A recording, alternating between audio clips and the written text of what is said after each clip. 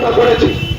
উনার কাছে যোগ্য শিক্ষক শিক্ষিকা শিক্ষাকর্মীদের ভবিষ্যৎ বা শিক্ষার্থীদের ভবিষ্যৎ নিয়ে ওনার কোনো চিন্তা ভাবনা নেই। সরকারি শিক্ষা ব্যবস্থা ভেঙে পড়া ওনার কাছে কোনো চিন্তা ভাবনা নেই। উনার একটাই চিন্তা ভাবনা, উনার 26-এর ভোট আছে, চোর মন্ত্রিসভাকে বাঁচিয়ে আনতে হবে এবং সেই সঙ্গে অযোগ্য যে শিক্ষক শিক্ষিকা শিক্ষাকর্মী তাদের পাশে দাঁড়াতে হবে। আমি প্রথমে যোগ্যদেরটা একটু দেখে নেই। আমাদের যোগ্য শিক্ষক শিক্ষিকা শিক্ষাকর্মীদের চাকরি কার্যক্রমে অবদান মুখ্যমন্ত্রী জবাব চাই, জবাব দাও, জবাব চাই, জবাব দাও। দেখুন, একটা কথা বলছি, আমাদের তো আন্দোলন করার কথা নয়, আমরা আন্দোলন করতে যাব কেন? আমাদের তো একটা সুনির্দিষ্ট সুস্পষ্ট দাবি রয়েছে যে মাননীয়া যা অন্যায় করেছেন আমরা সবই মেনে নিলাম, এরপরে আপনাকে একটা দৃষ্টান্ত স্থাপন করতে হবে যে আমি যা ভুল করেছি সেই ভুলগুলোকে সরিয়ে রাখলাম। আমার এই 2016 সালে এসএসসি পরীক্ষার মাধ্যমে যে সকল যোগ্য শিক্ষক শিক্ষাকর্মীরা তারা যোগ্যতা মেধার ভিত্তিতে যারা চাকরি পেয়েছিল, যারা 7 বছর ধরে বাচ্চাদের পড়িয়েছিল, তাদের লিস্টটা হচ্ছে এইটা দিয়ে বলে সুপ্রিম কোর্টে যে হুজুর মহামান্য বিচারপতি আপনি আমার এই যোগ্য শিক্ষক শিক্ষাকর্মীদের বাঁচান, এইটুকুই তো আমরা দাবি করছি, আর অন্য কোনো দাবি নয়। এটা কেন করছেন না? এখনো কেন টালবাহানা করছেন? আমাদের কাছে তো একটাই সুনির্দিষ্ট দাবি, আমাদের এর বাইরে কোনো দাবি নেই। এখন একটা প্রশ্ন হচ্ছে যে মুখ্যমন্ত্রী আজকে দেখাতে চাইছেন যে পশ্চিমবঙ্গে এই সমস্যার বাইরেও আরও অনেক সমস্যা চলছে। আমরা মুখ্যমন্ত্রীকে প্রশ্ন করতে চাই যে ওই সমস্যাগুলোর আপনি নিরসন করুন। আমরা সম্প্রীতির বাংলা, আমরা শান্তি সৌহার্দ্যের বাতাবরণের মধ্যে দিয়ে আমরা প্রত্যেকের সঙ্গে থাকি, কিন্তু ওই জায়গাটার দিকে মোড় ঘুরিয়ে আমাদের মনে হচ্ছে এখন যে যোগ্য শিক্ষক শিক্ষিকা শিক্ষাকর্মীদের এই আর্তনাদটাকে ভুলে দেওয়ার জন্য যেন ওই দিকে একটা মোড় ঘুরিয়ে দেওয়ার চেষ্টা হচ্ছে। হিন্দু মুসলমান খ্রিস্টান এই যে একটা ব্যাপার বাইনারি তৈরি করা, এই বাইনারি তৈরি করার চেষ্টা করছে। আমরা বলবো ওইটা অবিলম্বে আপনি সামলে আগে আপনার অ্যাটেনশনটা এই যোগ্য শিক্ষক শিক্ষিকা শিক্ষাকর্মীদের দিকেই থাকুক, তারা প্রকৃত অর্থে তারা বিদ্যালয়ে গিয়ে বুঝতে পারে, তার ছাত্রছাত্রী। আমরা অনেকদিন বিদ্যালয় থেকে বাইরে আছি, আমরা কতদিন এরকম বাইরে থাকবো? আমরা থাকতে পারছি না, বাড়িতে আর রাস্তায় পড়ে আছি। কেন থাকতে হবে আমাদের? রাজ্যের প্রশাসনিক প্রধান হিসেবে আমাদের অভিভাবক হিসেবে ওনার কোনো দায়িত্ব নেই? ওনার দায়িত্ব তো আছে, উনি দায়িত্ব পালন করছেন না বলে তো আজকে আমাদের এই পরিস্থিতি। আমরা বিদ্যালয়ে যেতে পারবো না কেন? উনি বলছেন আপনাদেরকে বিদ্যালয়ে কেউ না বলেন।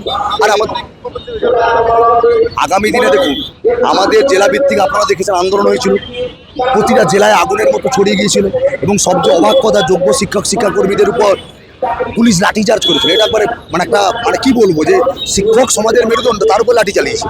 তো সেরকম করার পরেও কিন্তু আমরা যোগ্য শিক্ষক শিক্ষাকর্মীরা কিন্তু আমরা পথ ছাড়িনি। তো ওনাকে এটার মাধ্যমে বুঝিয়ে দিতে চাই যে আমরা রাজপথ ছাড়ছি না। আপনি রাজপথ তখনই ছাড়বো আপনি যোগ্যদের ন্যায়ের পক্ষে দাঁড়ান, আমরা রাজপথ ছেড়ে দেবো। আর যোগ্যদের ন্যায়ের পক্ষে যদি না দাঁড়ান, আপনার পুলিশের লাঠিচার্জ পড়ুক, পুলিশের কালানে গ্যাস চলুক, পুলিশের গুলি চলুক, আমরা কোনো কিছুকে পরোয়া করবো না। আমরা কিন্তু রাস্তায় থাকবো, আমাদের লড়াই আন্দোলন চলবে, এইটুকু আমরা বলছি। আমার নাম কৃষ্ণগোপাল চক্রবর্তী। একটাই কারণ যে আমাদের যে দাবিটা আছে সেই দাবিটা কিন্তু এখনো পর্যন্ত মুখ্যমন্ত্রী বা শিক্ষামন্ত্রী কেউ কিন্তু তার জন্য উপযুক্ত কোনো ব্যবস্থা গ্রহণ করেন। উনি নেতাজি ইন্ডোর স্টেডিয়ামে গালভরা প্রতিশ্রুতি দিলেন আমাদেরকে যে আমি সব কিছু ঠিক করে দেবো, কিন্তু সেখানেও একটা টুইস্ট ছিল। কীরকম? উনি বলছেন আমি আগে যোগ্যদেরকে দেখবো, পরে অযোগ্যের কথাটা ভাববো। এখনো পর্যন্ত ওনার যে অযোগ্যদের প্রতি প্রেম সেটা কিন্তু উনি ছাড়িয়ে উঠতে পারছেন না। আর রাজ্যের সমস্ত নাগরিকের কাছে আমার বিনম্র নিবেদন, আপনারা আমাদের সাথে সামিল হন। আপনারা বুঝতে পারছেন না এটা একটা কত বড় চক্রান্ত হতে চলেছে। এই চক্রান্তটা কেন? আজ মুখ্যমন্ত্রী পারলেন তার ওই মন্ত্রিসভাকে বাঁচিয়ে নিতে, কিন্তু ওই 6000 অযোগ্যের জন্য তিনি 19,000 যোগ্যকে বলে দিতে একবারও ভাবলেন না। এটা করে কিন্তু প্রথমত কি হলো, রাজ্যের শিক্ষা ব্যবস্থা ক্ষতিগ্রস্ত হলো। ক্ষতিগ্রস্ত মানে চরম ক্ষতিগ্রস্ত। বিশেষ করে উচ্চ মাধ্যমিক স্তরে প্রত্যেকটা স্কুলে একটার বেশি সায়েন্সের টিচার নেই, মানে ফিজিক্সে একটা, কেমিস্ট্রিতে একটা, ম্যাথে একটা। কিন্তু বর্তমানে আমাদের এই 5,600 জন যে আমরা এইচএস সেকশনে ছিলাম, এরা বাতিল হয়ে যাওয়ার জন্য ম্যাক্সিমাম স্কুলগুলোয় ওই সায়েন্সের পঠন পাঠনগুলো প্রায় উঠে যাওয়ার মতো বন্দোবস্ত হয়েছে। দ্বিতীয়ত দেখুন, এই সরকার আসার পর থেকে প্রত্যেকটা ক্ষেত্রে শুধুমাত্র কন্ট্রাকচুয়াল নিয়োগ করা শুরু করেছে। সে শিক্ষা হোক, স্বাস্থ্য হোক, এইটা যদি করতে থাকে ক্রমাগতভাবে এই শাসক এই সমাজকে, পশ্চিমবঙ্গকে একটা শাসন যন্ত্রে পরিণত করবে। আর আমরা সেখানে একদল পশু হয়ে বাঁচবো, যাদেরকে কি শুধুমাত্র মুখে রুটি ছুঁড়ে দেওয়া হবে খেয়ে পড়ে বাঁচার জন্য। এই জায়গাটা যেন না হয়, কারণ একজন বিখ্যাত স্বৈরাচারী শাসক অ্যাডলফ হিটলার কি বলেছিলেন, মানুষকে শোষণ করতে করতে এমন একটা জায়গায় পৌঁছে দাও সেখানে সে বেঁচে থাকাটাকেই তার লাক্সারি ভেবে বসে। সেই জায়গাটাই কিন্তু আমাদের এই সরকার আমাদেরকে নিয়ে যেতে যাচ্ছে। আমরা তো কোনো অন্যায় করিনি। তখন যা মেদিনীপুরে আবার শুরু করলাম, কারণ আমরা চাইছি পুরো রাজ্যে এই আন্দোলন হোক এবং সমাজের বিভিন্ন স্তরের মানুষজন আমাদের সাথে যুক্ত হোক, ওনারাও বুঝতে পারুক এবং এই যে আন্দোলন, এই আন্দোলনের রেসটা পুরো দেশে ছড়িয়ে পড়ুক, যাতে বোঝা যায় যে শিক্ষা ব্যবস্থার উপরে, সমাজে শিক্ষক শ্রেণীর উপরে কীরকম একটা অত্যাচার হানা হচ্ছে, সেটা পুরোপুরি একটা প্ল্যান মাফিক। সুদীপ মুখার্জি। জবাব তোমায় দিতেই হবে, জবাব তোমায় দিতেই হবে, জবাব তোমায় দিতেই হবে, নইলে গদি ছাড়তে হবে, নইলে গদি ছাড়তে হবে। শিক্ষকদের অধিকার আন্দোলনে আমরা থাকছি, থাকবো, শিক্ষকদের মানবো না, আমরা প্রতিশ্রুতি মানছি না, মানবো না।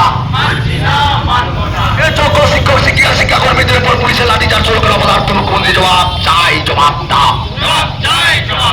শিক্ষকদের উপর পদার্থ মুখ্যমন্ত্রী জবাব চাই, জবাব দাও। আন্দোলন চলছে, চলবে, চলবে,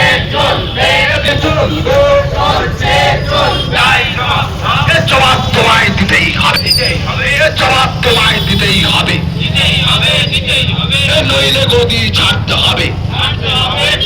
হায় হায় অপদার্থ মুখ্যমন্ত্রী, হায় হায় অপদার্থ চোর মুখ্যমন্ত্রী, হায় হায় অপদার্থ চোর শিক্ষামন্ত্রী, হায় হায়।